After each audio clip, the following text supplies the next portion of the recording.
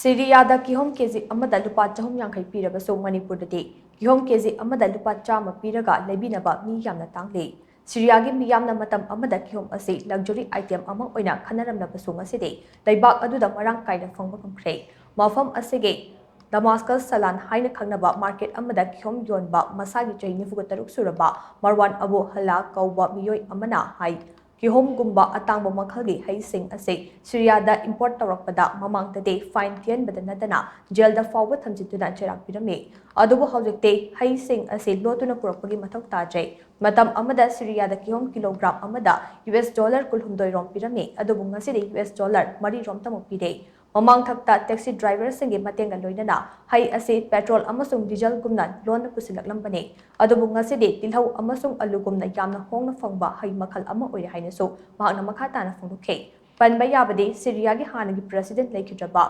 Hafiz al-Assadna laibak adugi settlement control tawba ngamnaba malengi threat tagi lapthokna lerampane mahaki macha nupa basar na so kangnon adu mangaguna thamkhe adubu hawkiba December thada mahak form takibadagi laibak aduda ahongba kaya lakpa ngamkibane ngasidi Syria da anoba gari makhal kaya uba fangbaga loidada petrol amasung diesel so marang kaina fangle haire Amaromda Syria da Kihom mamal hongna kg amada US dollar marida fangbang ngamle hairiba ase India gi senfam da onthoklavade lupa chahum yankai romgine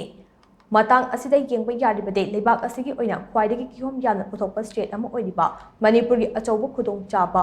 phanghaningai oibra haibasine commodity online na piba report amagi matung ina Manipur gi Imphal West district ta kihom gi mamal kg chamada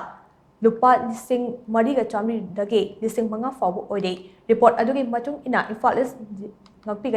West district ta kihom ase kg amada lupa nifuga mari dage yankai fawu gi changda fangle Syria gumba leibak singda Manipur gi kihom sing ase thawa ngamlabade lamdam ase gi senmidon da chawna kana ba piba ngamgani haina akhang ahi singna phongdoknarakle